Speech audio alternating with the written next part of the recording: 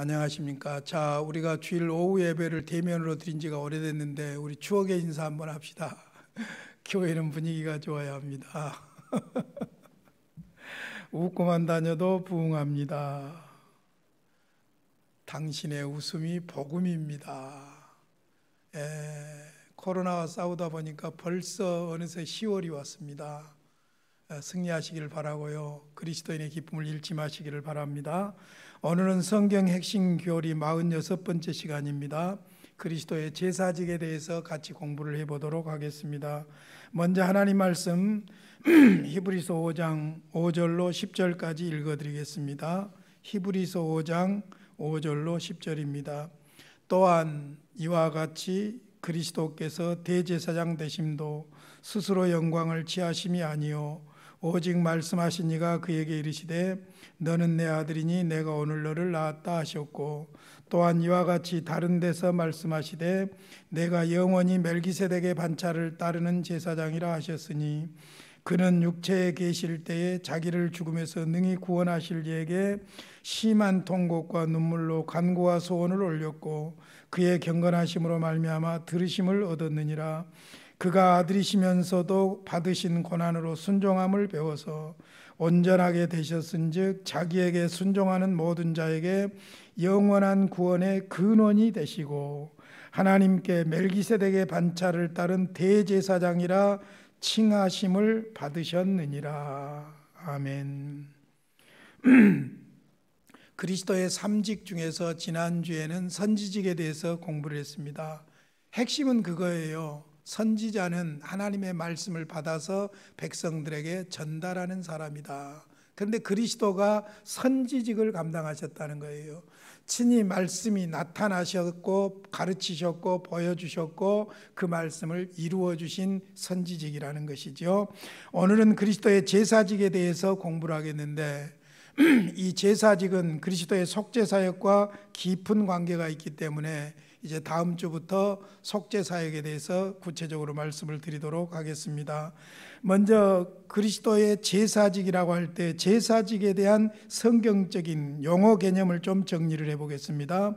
구약에서는 코헨이라고 그럽니다. 제사직을 코헨이라고 하는데 항상 존귀하고 책임 있는 지위에서 다른 사람을 관리하는 자 혹은 교회의 임직자를 가리킨다고 볼 수 있습니다. 신약에서는 히에루스라고 그러는데 히에루스는 신성한 인물이나 특별히 하나님을 위해서 봉사하는 인물을 말합니다. 하나님을 위해서 봉사하는 인물, 그래서 구별된 사람이라고 볼 수 있죠. 그 다음에 이제 선지직과 제사직을 한번 구분을 해보시죠. 선지자나 제사장이나 다 하나님이 임명하시는 것은 같습니다. 그러나 사역은 다릅니다. 이제 이미 두 부분을 여러분이 좀 정리가 되셨겠지만은 선지자는 하나님을 대신하여 하나님의 메시지를 백성들에게 전달하는 사역이고, 제사장은 백성을 대표 혹은 대신해서 하나님께 나아가는 자입니다. 그래서 제물을 가지고 하나님 앞에 백성들을 대신해서 나가서 속죄, 제사를 드리는 직이 바로 제사장직이라고 볼 수 있지요. 자, 여기서 이제 제사직의 특징들을 몇 가지 보겠습니다. 첫째는 하나님에 의해서 임명된 것입니다. 레위인들 중에서도 또 제사장, 대제사장 이렇게 하나님이 임명을 하시지요. 그 다음에 백성 중에서 하나님의 선택을 받습니다. 레위인이 선택이 되었지요. 그 다음에 레위인 중에서도 족속별로 정리가 되고 있죠. 그 다음에 하나님 앞에서 백성을 대표합니다. 백성을 대신한다, 그렇게 볼 수 있죠. 그러니까 선지자는 하나님을 대신하여 백성에게 말하는 사람이고, 제사장은 백성을 대표하여 하나님께 나아가는 자고, 그렇게 보시면 돼요. 그러니까 그리스도가 오셨고 그리스도가 하나님 앞에 제물로 드려지셨고, 선지자직과 제사장직을 그렇게 이해하시면 되겠죠. 그래서 네 번째, 하나님께 제사를 드리는 사람이다. 어떻게? 레위기에 나와 있는 대로 의식적인 제사와 히브리서 7장 25절에 있는 대로 중보 기도로서 대신 기도하는 일과, 그 다음에 레위기 9장 22절에 나와 있는 대로 하나님의 이름으로 백성들을 축복하는 일을 제사장이 하게 되지요. 자, 이제 그리스도의 제사직에 대한 성경적인 설명을 해보도록 하겠습니다. 그리스도의 제사직에 대한 성경은 너무너무 엄청나요. 엄청나기 때문에 쭉쭉 말씀을 좀 드리도록 하겠습니다. 구약에서는 그리스도를 제사장으로 예언하고 있습니다. 시편 110편 4절입니다. 여호와는 맹세하고 변하지 아니하시리라 이르시기를 너는 멜기세덱의 서회를 따라 영원한 제사장이라 하셨다. 이건 누구를 예언하고 있냐면은 예수 그리스도를 제사장으로 예언하고 있는 내용이에요. 멜기세덱의 서열을 따라 그랬는데 이것은 나중에 히브리서에 계속 나오니까 나중에 설명을 하도록 하겠습니다. 구약에서도 그렇고 신약 특별히 히브리서에서 구약의 제사법이 레위기서에 나오죠. 제사의식이 레위기서에 나오죠. 그 제사의식이 설명되어지고 해석되어지는 것이 히브리서라고 볼 수 있어요. 그러니까 히브리서에서는 그리스도가 제사장이라고 수없이 말씀하고 있는 것을 볼 수 있습니다. 히브리서 3장 1절 그러므로 함께 하늘에 부르심을 받은 거룩한 형제들아 우리가 믿는 도리의 사도시며 대제사장이신 예수를 깊이 생각하라. 예수를 대제사장으로 이라고 그러죠. 히브리서 4장 14절 그러므로 우리에게 큰 대제사장이 계시니 승천하시니 곧 하나님의 아들 예수시라. 우리가 믿는 도리를 굳게 잡을지어다. 우리에게 큰 대제사장이 계신다. 누구냐? 우리를 위해서 오셨고 고난당하시고 죽으시고 부활하시고 승천하신 예수 그리스도라는 것이지요. 히브리서 5장 5절로 10절 아까 읽어드렸는데요. 6절 말씀 한번 보시죠. 자, 6절 그리스도께서 이제 대제사장으로서 순종함으로 속죄사역을 이루셨는데요. 6절에 보시면 또한 이와 같이 다른 데서 말씀하시되 내가 영원히 멜기세덱의 반차를 따르는 제사장이라 하셨으니 멜기세덱의 반차를 따른 제사장이라고 나옵니다. 10절로 한번 넘어가 보세요. 영원한 구원의 근원이 되신 제사장이신데 10절에 하나님께 멜기세덱의 반차를 따른 대제사장이라 칭하심을 받으셨느니라. 왜 예수님을 멜기세덱의 반차를 따른 제사장이라고 했는가? 구약의 레위기서에 보면은 제사장들은 레위인들 중에서 반차를 따라서 제사장이 되는 거예요. 대제사장이 돼요. 근데 예수님은 그 레위인의 후손도 아니고 혈통도 아닌 제사장이라는 것을 설명하려고 할 때 멜기세덱의 반차라고 그럽니다. 이 멜기세덱이라는 말을 어디서 가져오냐면은 창세기 14장에 보면은 아브라함이 조카 롯을 잡아간 구돌라오멜 연합군을 밤중에 급습하고 조카 롯의 식구를 구해오지요. 그랬을 때에 소돔과 고모라 왕도 나와서 맞이하는데 대제사장 지극히 높으신 하나님의 제사장이라고 하는 멜기세덱이 나와서 모세에게서 11조를 받고 모세를 축복해 주는 장면이 나옵니다. 그런데 재미있는 것은 멜기세덱은 거기만 나와요. 지극히 높으신 하나님의 제사장이라고 거기만 나오는데 어디 사람인지 아버지가 누군지 근원을 알 수가 없는 거예요. 바로 그 점에 착안해서 예수 그리스도는 인간에게서 나온 제사장이 아니라 하나님으로부터 온 레위인의 반차가 아니라 아론의 반차가 아니라 하나님으로부터 온 제사장이라고 하는 것을 멜기세덱의 반차를 따른 제사장이라고 합니다. 자, 계속해서 보시면은 출신의 신비가 바로 멜기세덱이었죠. 히브리서 6장 20절에서도 그렇게 말하죠. 그리로 앞서가신 예수께서 멜기세덱의 반차를 따라 영원히 제사장이 되어 우리를 위하여 들어가셨다. 히브리서 7장 25절 26절 그러므로 자기를 힘입어 하나님께 나아가는 자들을 온전히 구원하실 수 있으니 누가? 대제사장 예수님이. 이는 그가 예수지요 항상 살아계셔서 그들을 위하여 간구하심이라. 지금도 우편 보좌에서 빌고 계시지요. 이러한 대제사장은 우리에게 합당하니 거룩하고 악이 없고 더러움이 없고 죄인에게서 떠나 계시고 하늘보다 높이 되신 이시니라. 인간 제사장이 아니라는 거예요. 하나님이시고 하나님으로부터 온 하나님이신 제사장이라는 것이지요. 히브리서 8장 1절입니다. 지금 우리가 하는 말의 요점은 이러한 대제사장이 우리에게 있다는 것이라. 그는 하늘에서 지극히 크신 이의 보좌 우편에 앉으셨느니라. 그러니까 구약에서도 예수님을 제사장이라고 말하고 있고 신약에서는 말로 다 할 수 없이 수없이 제사장이라는 개념을 말씀해 주고 있는 것을 볼 수 있습니다. 그런데 현대주의자들, 현대 자유주의 신학자들은 예수님의 그 구약의 제사장의 제사의 기원에 대해서 부정하려고 합니다. 제사 자체를 아주 부정하는 것이에요. 구약 제사 제도가 이방 종교에서 가져왔다고 하는 것이죠. 그래서 그들이 주장하는 이론이 몇 가지 있어요. 첫째는 선물설이라는 것입니다. 사람들이 하나님의 총애를 받으려고 하나님께 제물로 선물을 드렸다는 거예요. 그거 아니죠. 성경에 나오는 제사 제도는 뭡니까? 선물이 아니라 감사예요. 감사. 구원에 대한 감사라고 볼 수 있죠. 그 다음에 두 번째로 성례적 교제설을 주장하는데 무슨 말이냐면은 동물을 잡아 죽여서 하나님께 드리는 제물이 그 일부를 먹으면 신을 취해서 먹는다고 다분히 이방적인 개념을 이야기하고 있는 것이죠.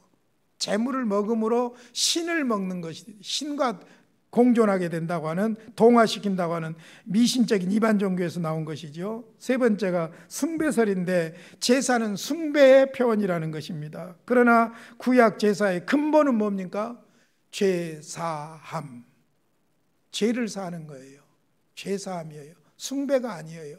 맹목적으로 그냥 태양이 위대하니까 절하자 그런 것이 아니에요.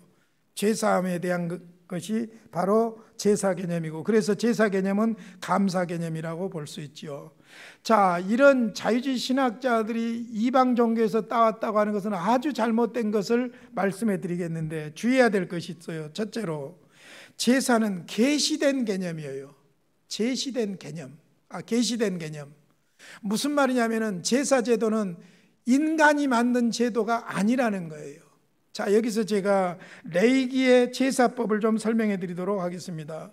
레위기서를 두 부분으로 나눈다면요, 전반부 1장에서 17장까지는 어떻게 하나님께 나아갈까, 하나님께 나아가는 법을 하나님이 계시하십니다. 그게 뭐예요? 제사를 통해서. 그래서 제사 제도를 말하죠. 번제와 소제와 화목제와 속건제와 속죄제, 이런 제사 제물, 거기에 따르는 두 번째 제물, 양과 염소와 소 종류들을 구별해서 이야기하죠. 그리고 제사장이 제물을 가지고 나가게 돼요. 그러니까 아무렇게나 하나님 앞에 나가는 것이 아니라 하나님이 계시한 방법대로 나가야 돼요. 하나님이 계시한 방법대로, 하나님이 계시한 제사법, 하나님이 제시한 제물, 하나님이 계시한 제사장. 그래서 예수님이 제사의 본체가 되시고, 예수님이 제물의 본체가 되시고, 예수님이 진정한 대제사장이 되시는 거예요. 그러니까 레위기서 자체가 바로 히브리서를 통하지 않고는 해석이 안 되는 거예요. 그래서 전반부 1절에서 17장까지, 1장에서 17장까지는 하나님께 나아가는 법을 말합니다. 그러니까 여러분, 지금도 우리가 마찬가지예요. 어떻게 죄인이 하나님 앞에 나아갈 수 있습니까? 하나님이 계시한 방법으로만 나갈 수 있어요. 하나님이 계시한 방법이 무엇입니까? 제사와 제물과 제사장이 되신 예수 그리스도를 믿음으로는 하나님 앞에 나갈 수가 있는 거예요. 다른 방법으로는 하나님 앞에 나갈 수가 없지요. 그리고 이제 레위기서 후반부 18장에서 27장까지는 하나님과 동행하는 삶을 말해요. 어떻게 나아갈까? 어떻게 하나님과 동행할까? 이것이 레위기서예요. 그래서 후반부에 가면 무엇을 많이 이야기하냐면 절기를 이야기할 뿐만 아니라 거룩을 이야기합니다. 구별, 성별, 먹는 것도 입는 것도 사는 것도 전부 구별이에요. 그러니까 하나님께 나아가는 하나님의 백성들은 하나님의 백성답게 살아야 된다는 것이죠. 그래서 제사는 인간이 만들어낸 법이 아니라 하나님이 계시하신 법이다. 그게 아주 중요한 부분이에요. 자, 그래서 두 번째로 꼭 주의해야 될 것은 제사함 받는 것이 제사의 근본 개념이라는 거예요. 제사함 받는 것.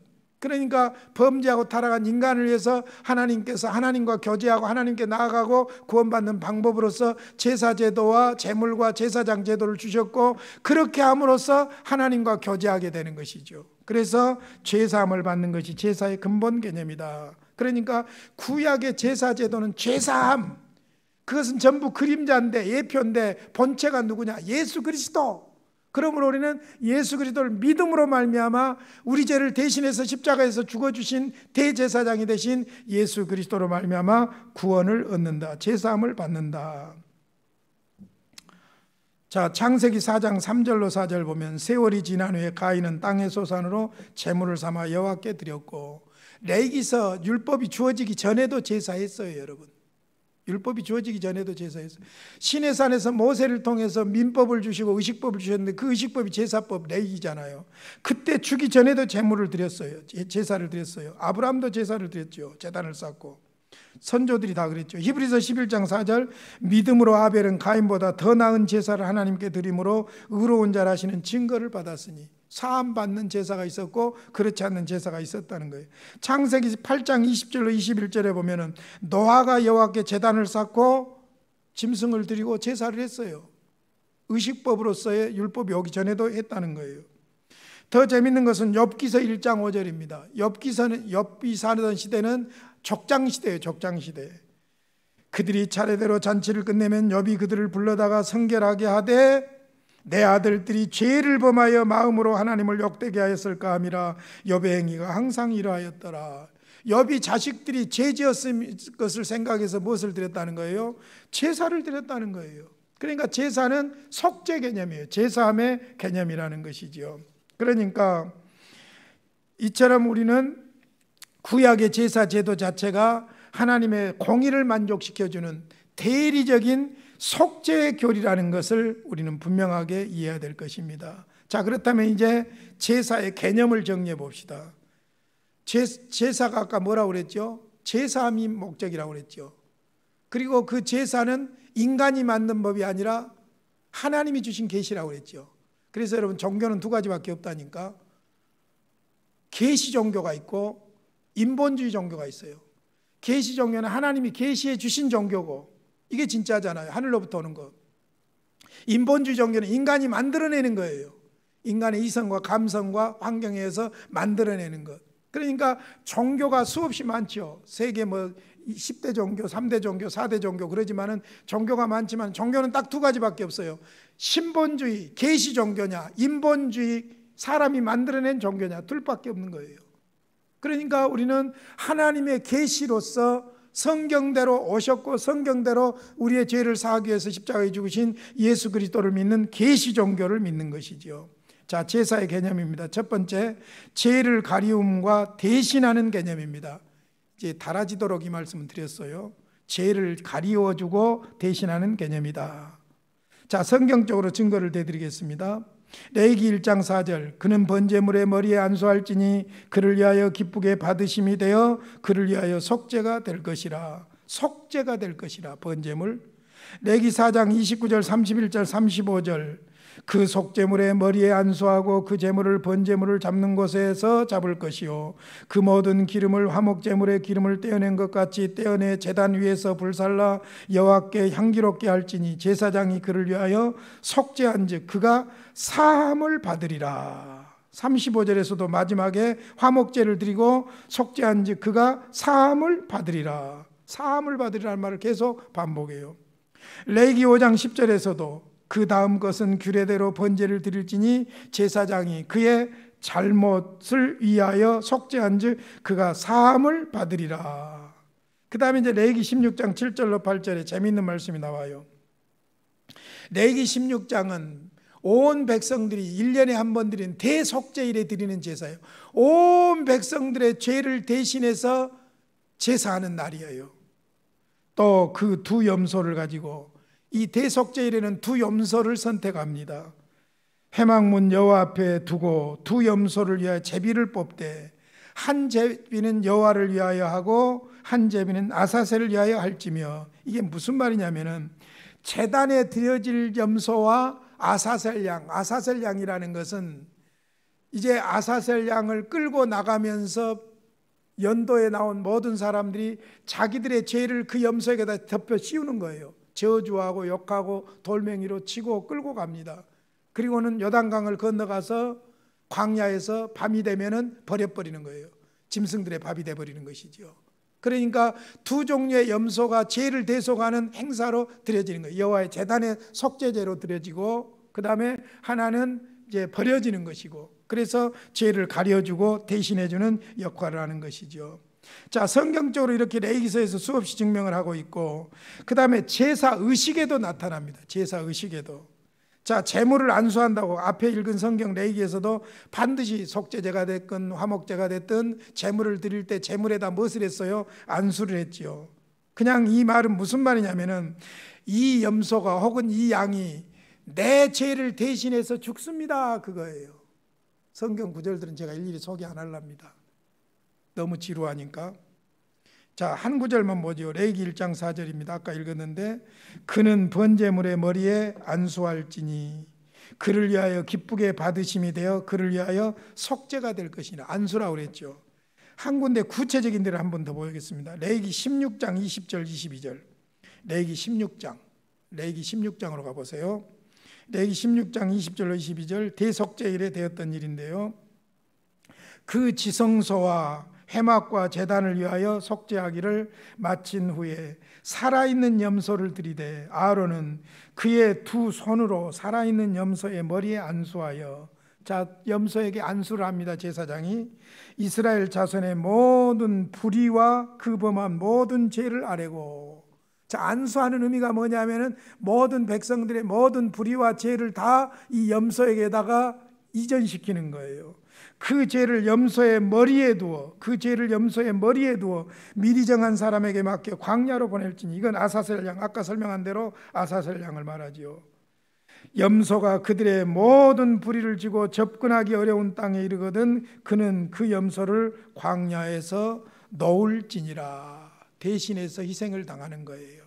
그러니까 안수하는 것을 통해서 가리움과 대신하는 개념이 나타나고, 그 다음에 이제 제단과 시은소에 피를 뿌리는 것을 통해서도 증거가 됩니다.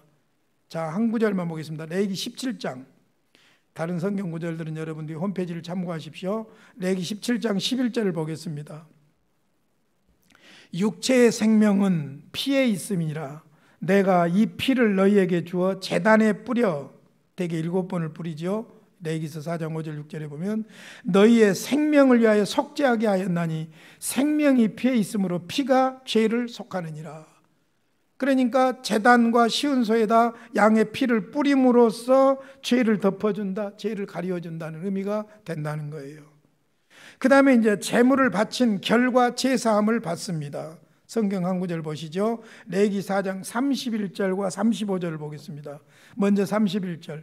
그 모든 기름을 화목제물에 기름을 떼어낸 것 같이 떼어내 제단 위에서 불살라 여호와께 향기롭게 할지니 제사장이 그를 위하여 속죄한즉 그가 사함을 받으리라.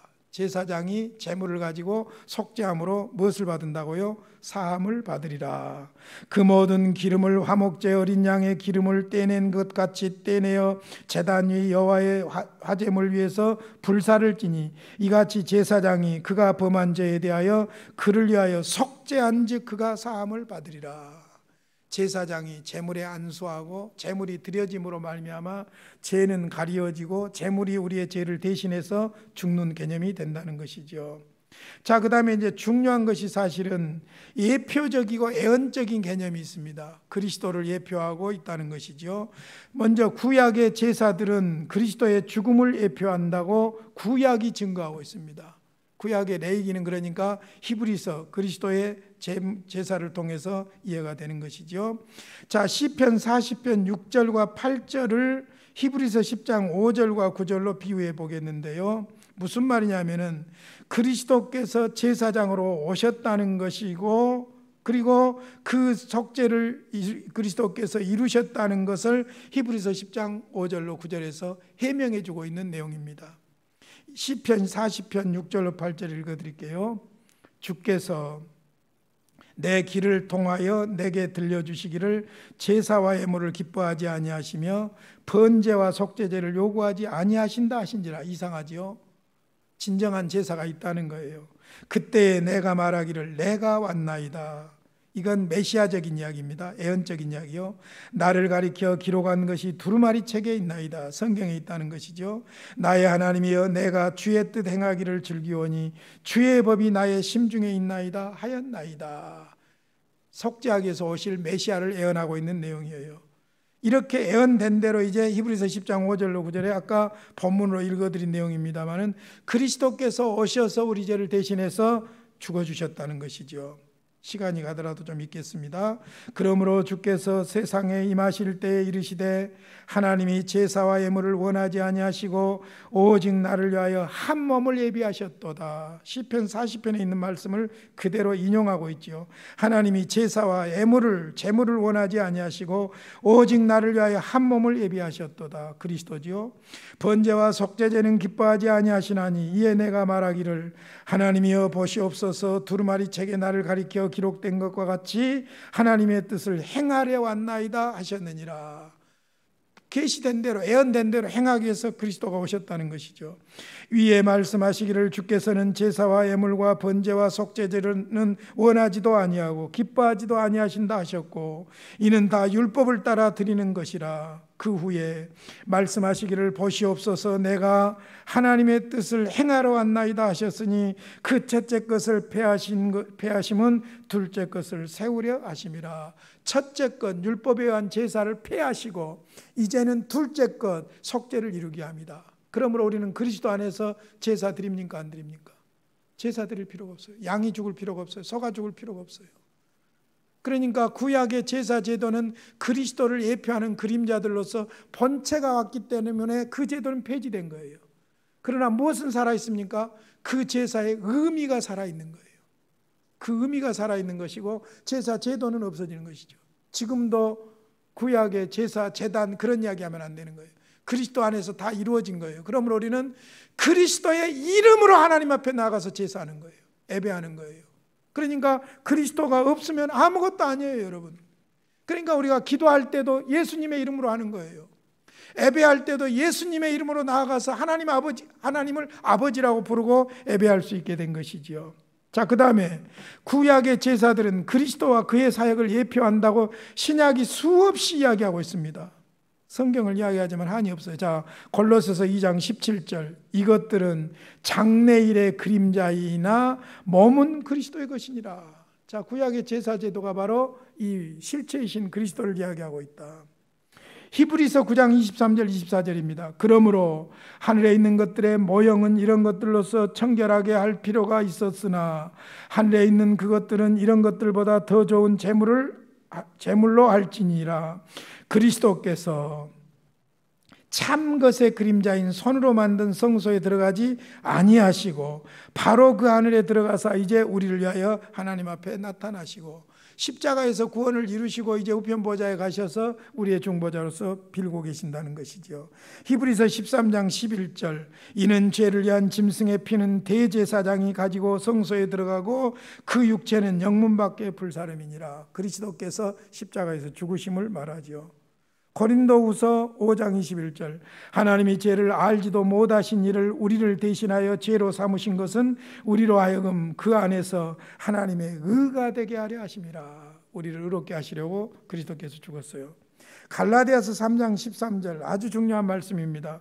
그리스도께서 우리를 위하여 저주를 받은 바 되사 율법의 저주에서 우리를 속량하셨으니 그리스도께서 우리를 대신해서 십자가에 죽으시고 율법의 저주를 받아주심으로 우리를 속량해 주셨다. 요한일서 1장 7절입니다. 그가 빛 가운데 계신 것 같이 우리도 빛 가운데 행하면 우리가 서로 사귐이 있고 그 아들 예수의 피가 우리를 모든 죄에서 깨끗하게 하실 것이요 예수의 피밖에 없네. 나의 죄를 씻기는 예수의 피밖에 없습니다. 요한복음 1장 29절에서 세례 요한이 증언하고 있습니다. 이튿날 요한이 예수께서 자기에게 나오심을 보고 이르되 보라 세상 죄를 지고 가는 하나님의 어린 양이로다. 베드로전서 1장 19절 오직 흠없고 점없는 어린 양 같은 그리스도의 보배로운 피로 된 것이니라. 고린도전서 5장 7절 너희는 누룩 없는 자인데 새 덩어리가 되기 위하여 묵은 누룩을 내버리라. 우리의 유월절 양 곧 그리스도께서 희생되셨느니라. 할렐루야. 그리스도의 제사 사역에 대한 성경적인 증명은 너무너무나도 많습니다. 그래서 제가 다 일일이 소개 못하고 이렇게 성경 구절만 홈페이지에 올려놓습니다. 참고하시기를 바랍니다. 결정적인 것은 예수님이 자신이 제사장인 것을 증거합니다. 제사 사역을 유명한 마가복음 10장 45절 암송하시면 좋겠어요. 인자가 온 것은 섬김을 받으려 함이 아니라 도리어 섬기려 하고 자기 목숨을 많은 사람의 대속물로 주려 함이니라. 이 본문을 가지고 서로 정죄하고 막 비판하고 예수님도 섬기러 오셨다고 했지 않느냐, 가볍게 이야기하지 마세요, 여러분. 예수님이 오신 목적이 뭔 줄 아십니까? 죽으러 오셨어요. 무엇 때문인 줄 아십니까? 내 죄를 대신하여 죽으러 오신 거예요. 이것이 바로 그리스도의 제사직이에요. 그래서 대속물, 속죄, 이 부분에 대해서 이제 다음 주부터 아주 중요한 부분이니까 좀 몇 주에 걸쳐서 말씀을 드리도록 하겠습니다. 자, 오늘까지 내릴 수 있는 결론 두 가지입니다. 그리스도는 선지직을 감당하셨다. 메시아로서 그리스도는 제사직을 감당하시기 위해서 오셨다. 거기까지입니다. 다음 주부터 제사직의 중요한 속죄 사역을 좀 말씀드리고, 속죄 사역을 다 말씀드리고 나면은 마지막으로 이제 왕직을 이야기해요. 그러므로 기독론은 끝나게 되는 것이죠. 기도하겠습니다. 우리 아버지, 감사합니다. 교리를 공부하며 성경 진리를 하나하나 알아가게 하시니 감사합니다. 어리석고 무지해서 내 생각대로 믿지 않게 하여 주시옵시고, 하나님의 말씀대로 믿고 따르게 하여 주시옵소서. 예수님의 이름으로 기도하옵나이다. 아멘.